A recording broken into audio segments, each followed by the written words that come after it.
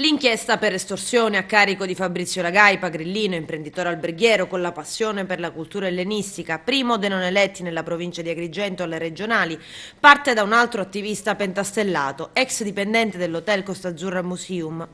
È Ivan Italia, ma non è l'unico, l'altro lavoratore è Gerlando Montana. È il primo però a registrare due conversazioni, una il 13 gennaio, la seconda successiva di qualche giorno, finite poi sul tavolo della squadra mobile diretta da Giovanni Minardi, con il coordinamento del procuratore capo Luigi Patronaggio e del sostituto Carlo Cinque. Le indagini, durate appena 3 settimane, delineano un quadro in cui i dipendenti percepivano 5 euro l'ora.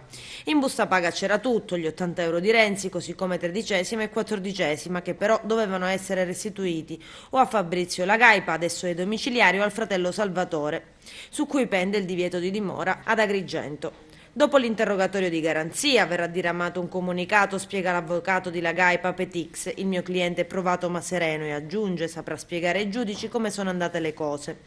Intanto monta la polemica, il Movimento 5 Stelle sapeva tutto di Fabrizio Lagaipa, il candidato all'Ars arrestato con l'accusa di estorsione. Una situazione conosciuta al netto ovviamente dei dettagli dell'inchiesta coperti da segreto istruttorio.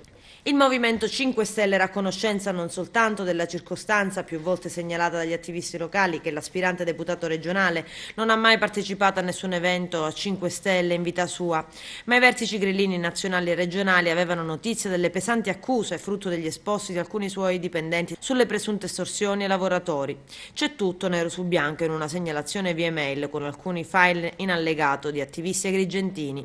Destinatario il blog di Peppe Grillo. In allegato anche alcune prove sulle gravissime violazioni penali commesse dalla Gaipa. Ricevuta la segnalazione sono stati effettuati numerosi controlli, compresa la richiesta all'aspirante deputato di certificazione ex articolo 335 del Codice di procedura penale, attestante le iscrizioni nei registri in dotazione all'ufficio di procura dei fascicoli ancora in fase di indagini preliminari. Per ben 2 volte, la seconda alla vigilia della campagna elettorale, la Gaipa avrebbe consegnato certificati nei quali non risultava alcun procedimento a suo carico.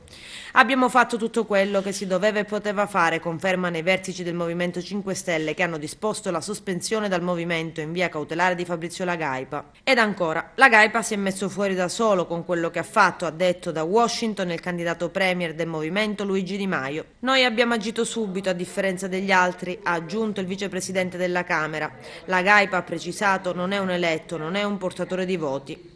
E nella pagina Facebook 5 Stelle ancora si precisa: l'arresto di Lagaipa è un fatto molto grave che riguarda la sua persona e la sua impresa.